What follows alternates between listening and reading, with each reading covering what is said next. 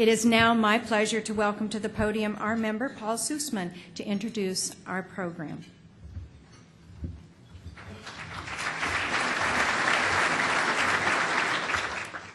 Ladies and gentlemen, please join me in welcoming to the podium Mr. William Bell, where he will share with us his vision for ensuring that all foster children have the same opportunities as all other children to dream and to thrive.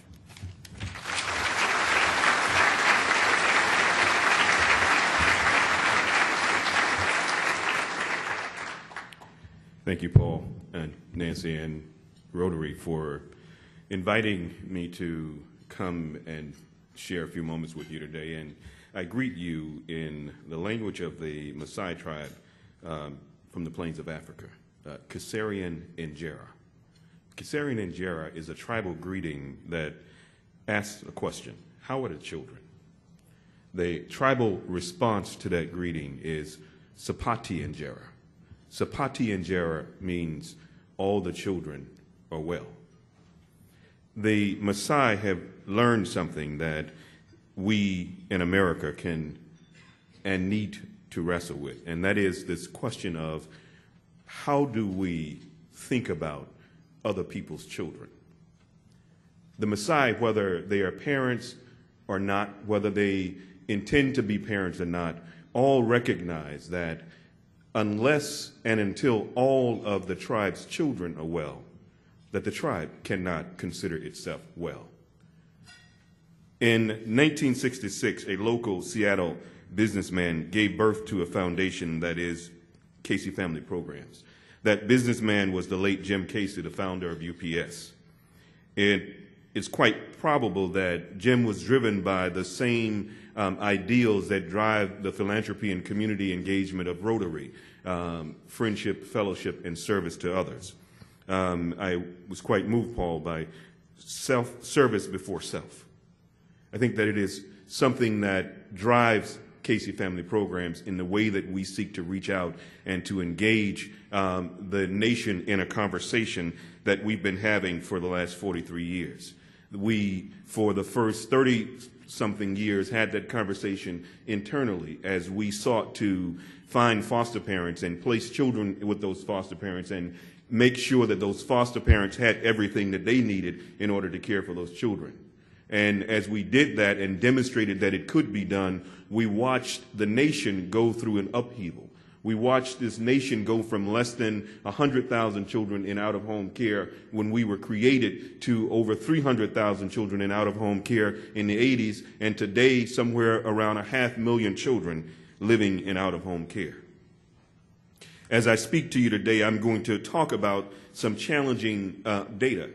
But I was having a conversation earlier with someone who reminded me that one of the most important manifestations of respect for children and youth in foster care is to make sure that you do not greet them or think about their situations from a perspective of feeling sorry for them and offering sympathy.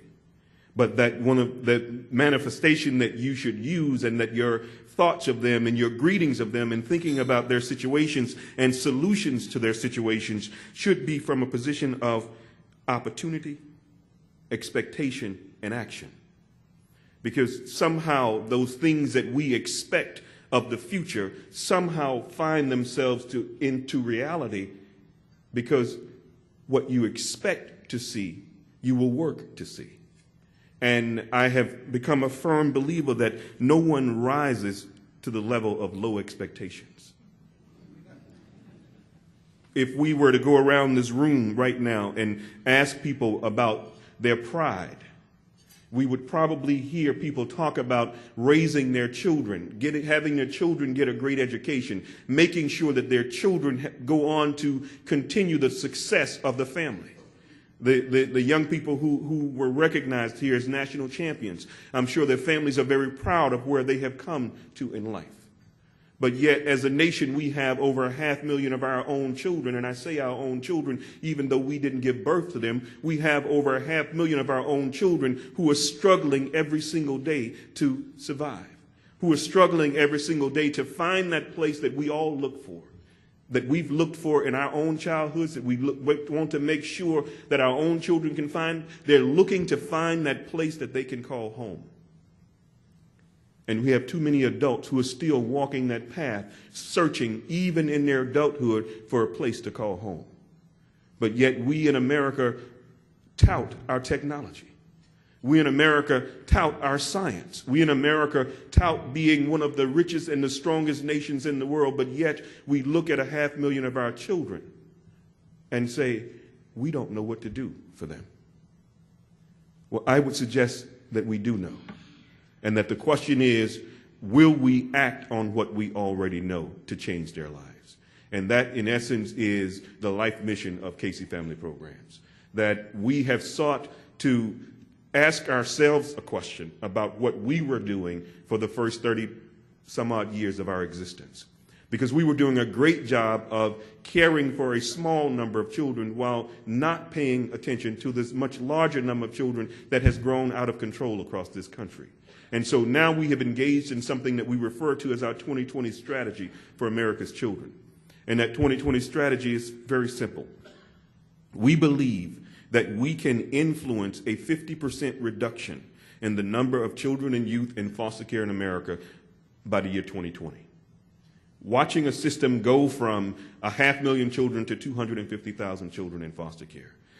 In making that reduction, we then believe that we can convince lawmakers, and when I say we, I mean the collective we, because Casey Family Programs cannot do this alone. But we can convince lawmakers to reinvest the savings that come from cutting the system in half into building a stronger system. And that we can focus on improving the life outcomes for our young people in 3 very critical areas: education, employment, and mental health. And one of the things that has driven us down this path is that we took a look at what was going on in America and asked ourselves, can we afford to have the future that is being written by our inaction? And looking in 1996, at that 15-year period from 2006 to 2020, if we don't do anything differently than the way we're currently doing it for this population, in that 15-year window, 14 million more American children will be confirmed as victims of child abuse and neglect in this country. If we don't change anything in the way that we're doing it, in that 15-year period, 9 million more of our children will experience foster care in this country. If we don't change anything, 300,000 of those young people will age out of foster care into adulthood ill-prepared to be there.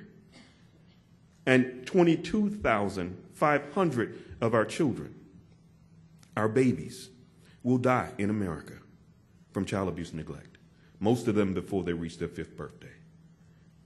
We said to ourselves, we can't stand by and let that reality exist.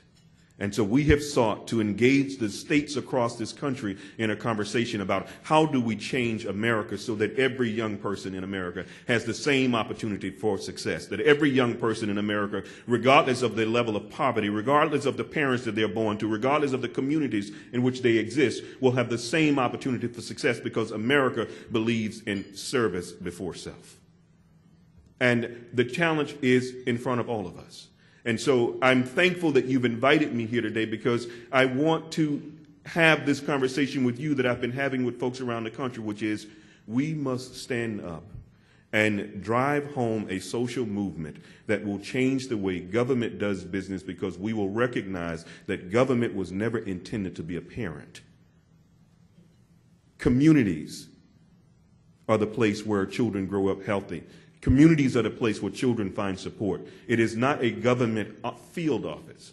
And I speak to you having run one of the largest systems in the world in child welfare.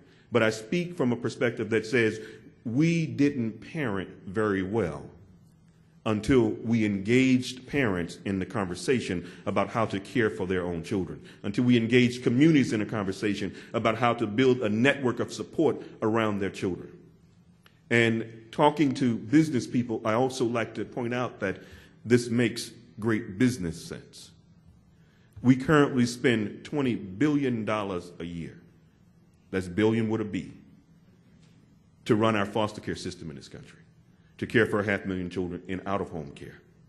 $20 billion a year, both state and federal contributions. We then continue to spend another $10 billion a year to house adults in our prison systems who used to be in our foster care systems. So we're now spending $30 billion a year on the foster care system and the product of the foster care system. We can change that. In New York City, we went from 40,000 children in foster care in 1996 to today there are about 16,000 children in foster care in New York City because we chose to be different. Los Angeles, largest foster care population in California, has also seen an equal reduction because they chose to do so. What we need to do collectively is to change the conversation in this country and change it in a way that really begins to understand that we can no longer afford to see what happens every 24 hours in this country. Every 24 hours. So from the time you got up this morning until the time that you get up again tomorrow morning, 821 kids will have been placed in foster care in this country. By the time, if I were to talk for the next hour, which I won't, I'm coming to a close, almost 35 children will have been placed in foster care in this country. And I'm not just the country, in King County. In the next 24 hours, almost 3 of King County's children will go into foster care. And for every 24 hours after that, it will happen until we decide to change it. I applaud you for supporting an end to homelessness. Absolutely wonderful, because foster care is a feeder for homelessness. Only 30% of the kids who age out of foster care will end up homeless at some point in their lifetime. We can change that. And that is the message of Casey Family Programs. We can change that. We choose to change that. And I'll close with something that someone said about, and it's a paraphrase of a quote. And that quote says that boldness contains genius, power, and magic. And I like to paraphrase that to say that within boldness, we find the combination of knowledge, power, and opportunity. We have the knowledge about how to raise children successfully. We have the power to change anything that we want to change. America, we can send people to live in outer space, equip them to walk in space, and use a robotic arm to repair broken material in space. But yet, we want to convince ourselves that we don't know how to raise 500,000 children. 150 young adults will age out of foster care in the state of in King County a year. Imagine a society where every social organization, every civic group, every church, every synagogue, every house of worship decided that it was going to take a small piece of the pie. Just like this family decided that they were going to take a small piece of the picture and adopt 3 children. What if every organization decided that we're going to help 7 children a year for the next 7 years? Imagine the change in our world. Imagine the change in our lifetime. I'm a child of the 50s and the 60s in Mississippi and grew up during the Civil Rights Movement. And one of the songs that they used to sing that I won't dare to sing was, "He who believes in freedom cannot rest until it comes." And I would suggest to America today, and I would suggest to Washington and King County today, that he who believes in opportunity for every one of our children cannot rest until it comes. I thank you, Rotary, for inviting me to share this morning with you, and I thank you for your commitment to changing the world that you live in. And I hope all of you who are here who are not a part of Rotary will take with you that commitment that says service to others must always be above self. Thank you, and God bless you.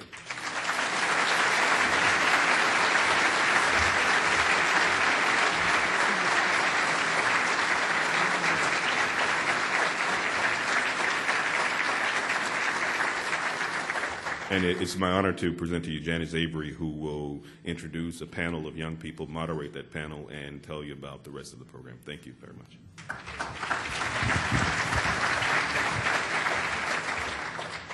William's schedule pulls him away, but otherwise you would have this incredibly dynamic, charismatic, and really brilliant local and national leader in foster care talking with you in this next phase. As the panelists are seated, I want you to know that Paul Susman and I worked with these young people to talk about what you should know about foster care, and they decided the most important thing for you to know is that there is a major myth about why children enter foster care, and it is one that most Americans believe, that kids in foster care have something wrong with their behavior. Well, you're going to listen to these young people and find that there is nothing true about that at all, and that there are thousands and thousands of other youngsters with equal potential. So we're going to start with opening statements from each panelist in which they're going to share their own foster care story. And I'd like to introduce, from my left to right, Katie Wickman, Jeannie Key, Sam Martin, who you actually met in April as a Winner for Life candidate, and Jeannie Key. Go right ahead, Katie. Thank you. I was 12 years old when I first entered what I later referred to as the system. I lived in a very small town, and foster homes and CPS services were not completely established at that time. I had 4 older siblings and had watched them deal with the abuse at our home in different ways. Our brother was now in a juvenile detention center for his own battles with drugs and the law, which had finally brought attention to our family by the state. One day, my twin sister and I were escorted home from school by our school counselor, and were given about 15 minutes to pack our things before going off to the first of many foster homes, though I did not know at the time what this meant for us. 2 years into this new lifestyle, I was now living in foster home number 13. Sometimes I was in the same house as my sister, other times we were separated. After about the 3rd home, I simply stopped unpacking my things. Instead, I kept the things that were important to me with me at all times, and just left my clothes in my suitcase. It was easier to change homes when you didn't have to spend the time packing and unpacking again. Plus, it helped me to never get attached to the people or the home I was living in. My grades went downhill at this point in my life. I slowly became more and more withdrawn from activities. Although I was no longer being abused, I missed having my own room and living what seemed to feel like more of a normal life than the system. Once in foster care, people judge you differently because often the stereotype is that it must be your fault you're a foster kid. Having an older brother in trouble with the law didn't help things much either. I was often associated with him and labeled as a troublemaker, though I can't remember a time where I had ever caused trouble or done something wrong. The last foster home I moved into is one I will never forget. After moving in with Mark and Melinda Garrett, my life got a whole lot more stable. Day after day, week after week, I took the same bus home from school. And day after day, week after week, Melinda was there when I arrived. She made me do my homework and forced me to engage with her in conversation about how my day was. I soon joined the ski team and got a part-time job after school to help pay for my equipment. Slowly, I began to leave stuff in other places of my room, not just in my suitcase. I guess you could say I finally got settled in. Never completely settled, but more so than I had been in years. I stayed with this family until my 16th birthday, just over 2 years. At this time, the state had approved my parents to regain custody of my sister and I.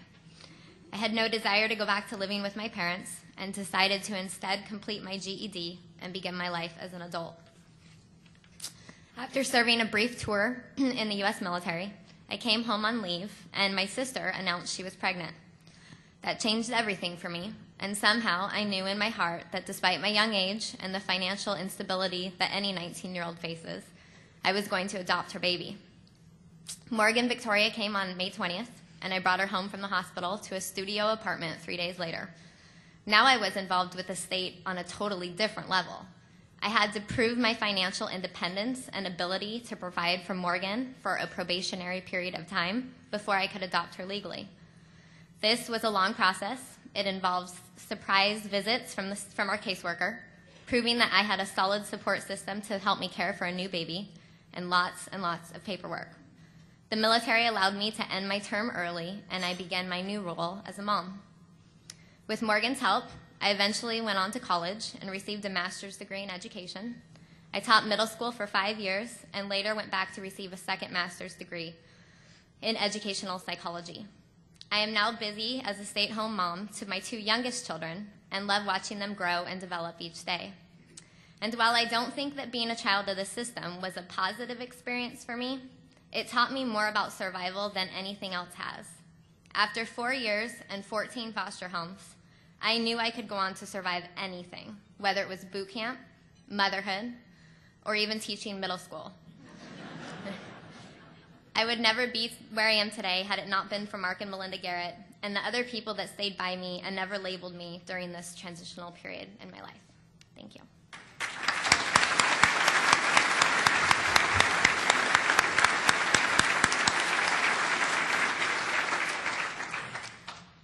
Good afternoon.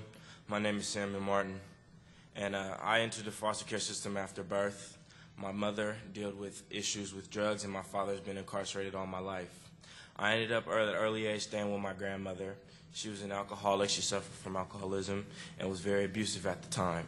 She would constantly, verbally and physically abuse me, tear down my confidence, tell me I was worth nothing, tell me I'd amount to nothing, tell me I'd end up just like my dad or my mom. Basically, no hope in my own future. I lived there till I was about 11, ended up telling CPS finally that there was an issue, telling them that something was going wrong in my home. They removed me and placed me with another available family member, an aunt.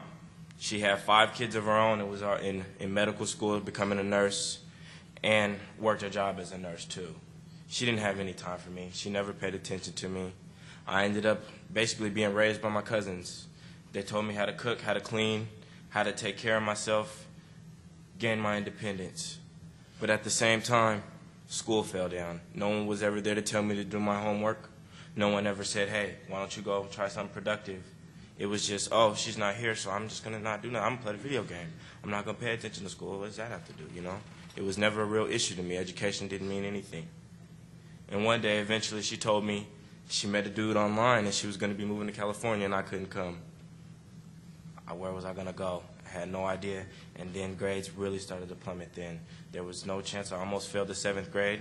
Luckily, I went to summer school, but life was I really had no confidence in myself, no hope in myself, and I thought that I would end up as a failure.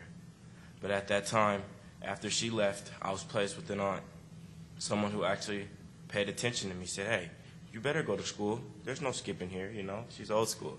She made sure that I actually started paying attention to school, and then my freshman year in high school was when I actually started paying attention and actually started caring about school.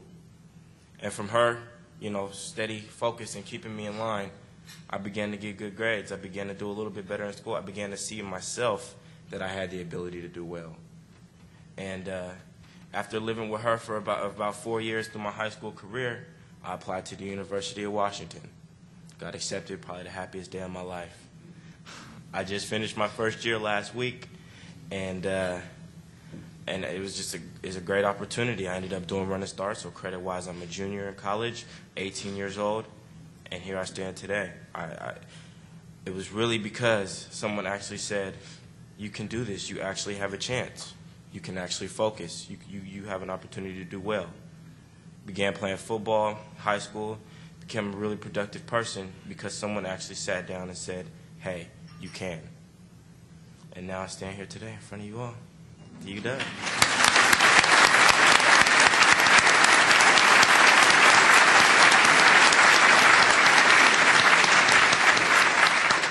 Good afternoon. My name is Jeannie Key.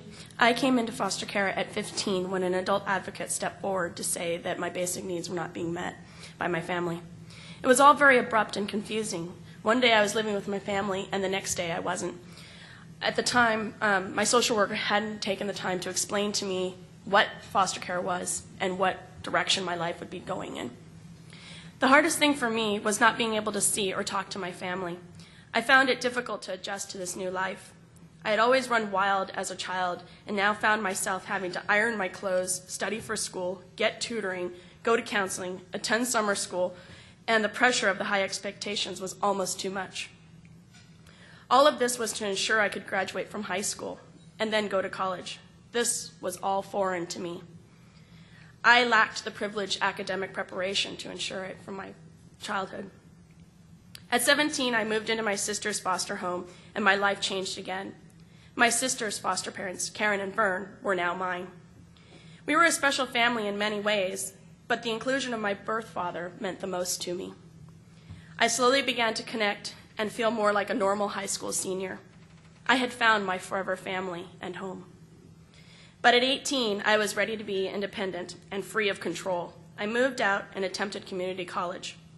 It lasted 2 quarters, and due to financial difficulties, I had to make the choice of working full-time in order to pay my bills or continue going to school. I chose to drop out. All along the way, my foster parents planted seeds of further education.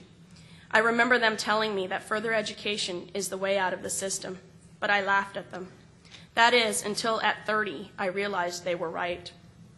I spent 12 years working minimum wage jobs with no benefits or health care and living in poverty, which I had previously thought I could avoid.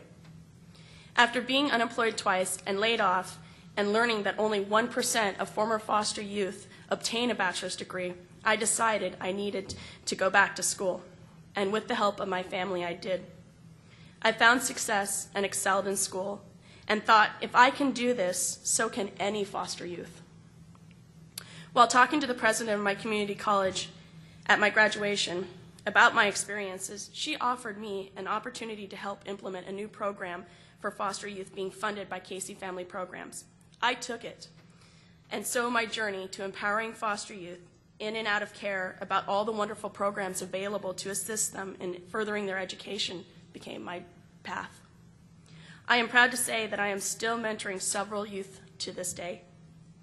It has taken me a long time to understand that the system I was so quick to blame for failing me had instead saved my life. I was given a second chance, and through advocacy and determination to improve the outcomes for my brothers and sisters still in care, I am working hard to make a positive change. The first step is I just graduated from Evergreen State College with my bachelor's degree last week, and so my journey begins. I would like to thank my foster parents, Karen and Vern, who are sitting over there, and for my fellow alumnus, and Janice and Paul for this amazing opportunity to share my story, and for all of you for listening. Thank you.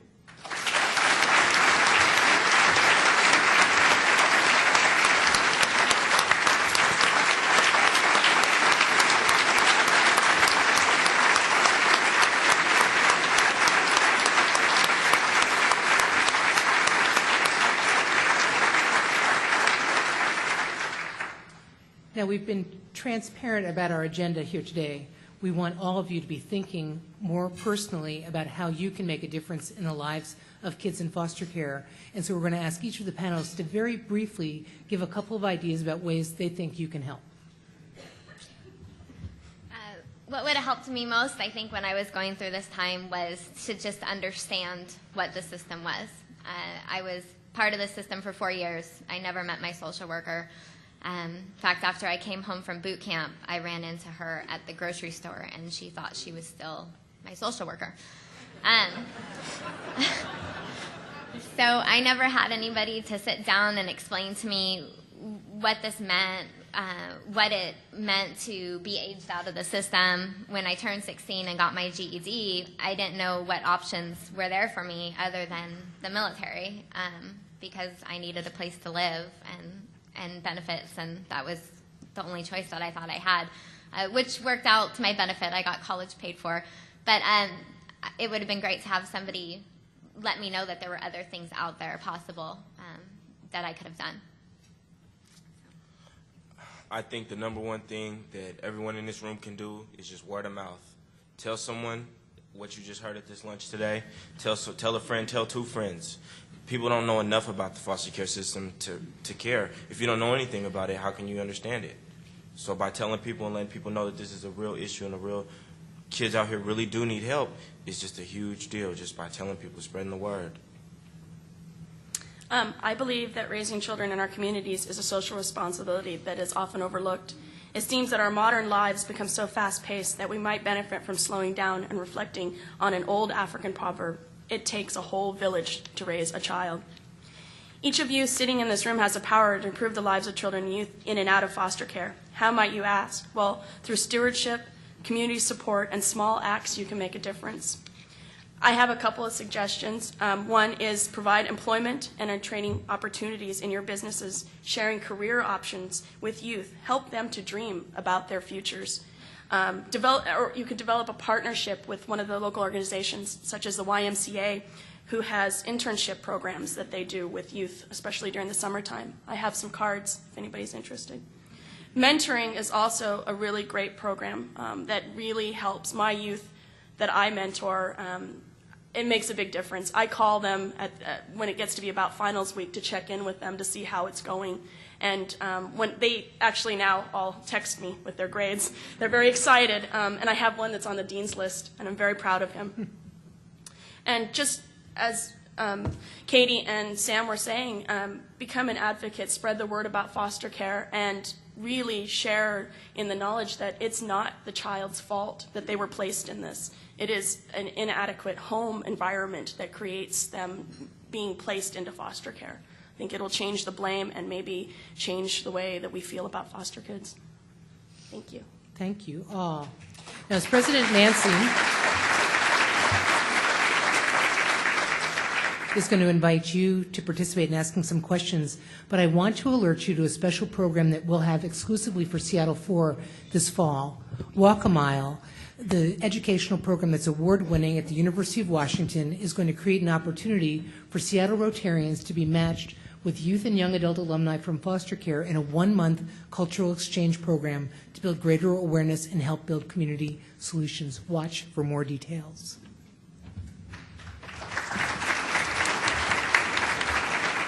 For your questions, it might be easiest if you would queue with Skip so that we can get as many of those answered as the time allows.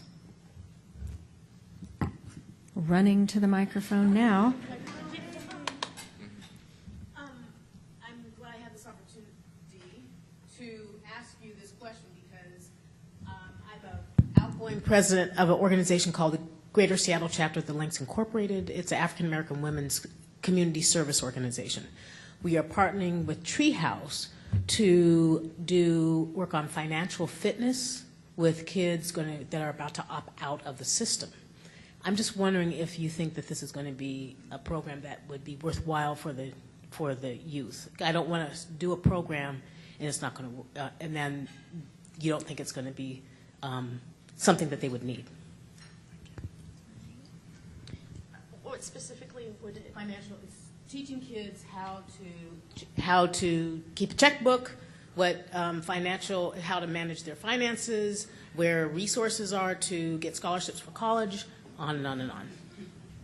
I think it would be a wonderful program and beneficial to the youth. A lot of youth don't get the opportunity to learn how to balance a checkbook or even what it means to, say, go to the grocery store and how to budget so that they can have food for the whole month. This is one of the things I see with my youth. They have this check, financial aid check, and then it's gone, and they're hungry for a couple weeks until the next check comes.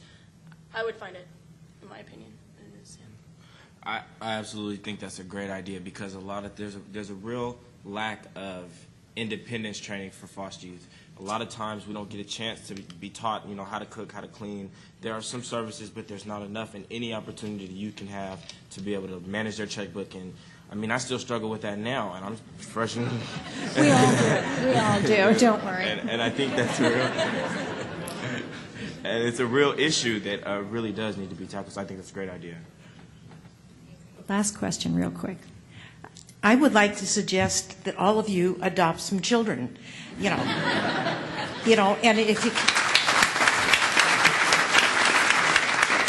if you can't do 3, think of 2, think of 1. Forget about how old you are. We were way too old to adopt. And quite frankly, there's some wisdom that comes with age, and maybe you do a little bit better job as time goes by. So in our community, which is Sequim, Washington, 2 families after we adopted children, and they were older family, they were older parents too. So I would expect if I ever get to come back here that I will get to talk to many of you who've chosen that alternative as a way to help. Thank you. Thank you.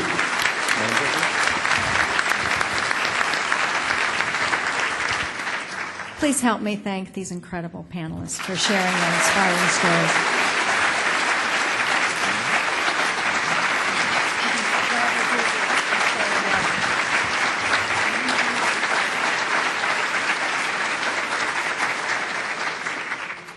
Thanks to all the participants in today's programs. Congratulations again to our national champions. We are so very proud of you. Personally, I am very deeply indebted to the women's softball team. My children have teased me for years that I throw a ball like a girl. Today, that is a compliment.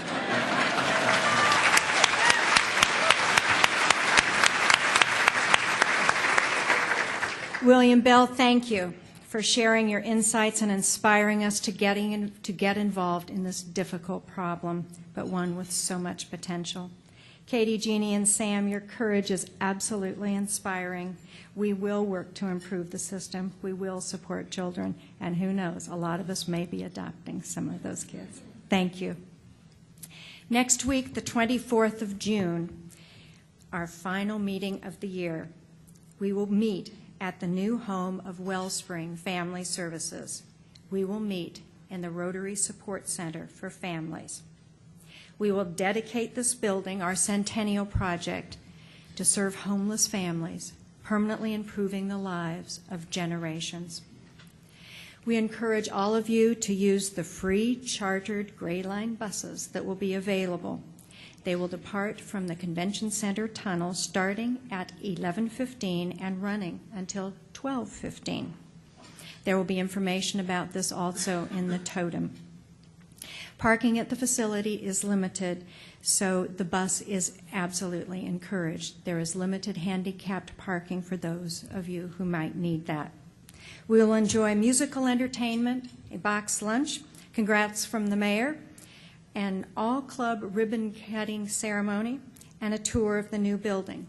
And keeping with our Rotary tradition of being on time, the buses will return you back to the Convention Center. Because today is our last traditional meeting of the year, I want to take this opportunity to thank you.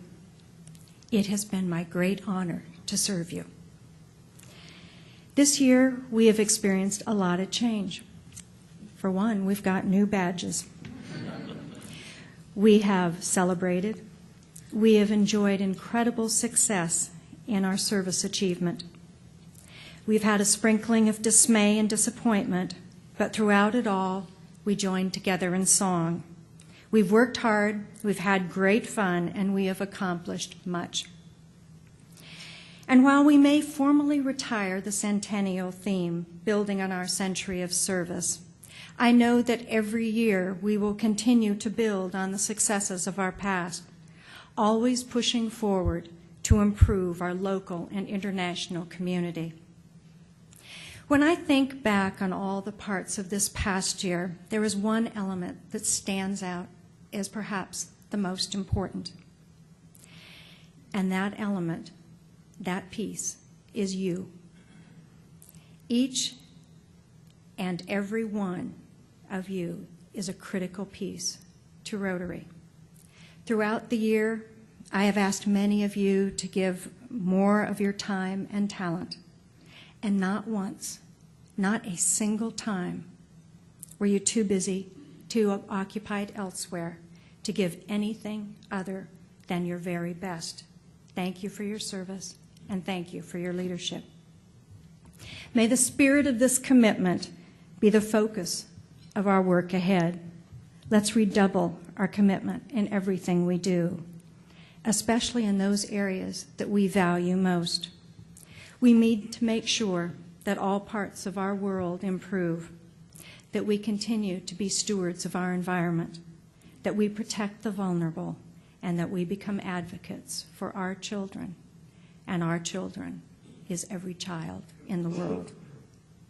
Next year, Tim Bendokis will lead the club with the theme, Laugh, Learn, and Love. Those values will help us continue our work. As we begin our project to unite Rotary clubs around the world to control malaria, we know that this project will take years. It's complicated by politics and science. It's challenged by geography. It's downright audacious. In fact, it's so audacious that it's just the kind of project that Rotary can and in fact needs to tackle. We have the opportunity to save thousands of lives. We will help people around the world also learn to laugh, learn, and love. We are in good hands with Tim as our leader, and as our very own poet laureate at Seattle 4, Eric Bremner, has described. We know next year will be great. In fact, it will be so great that you could bet your sweet bendacus on it. We will see you next week at the Rotary Support Center for Families. We are adjourned until then. Seattle Rotary Online is made possible in part by a grant from First Choice Health, working with the Washington Health Information Collaborative to use technology to bring better health care to patients throughout the Pacific Northwest. First Choice Health.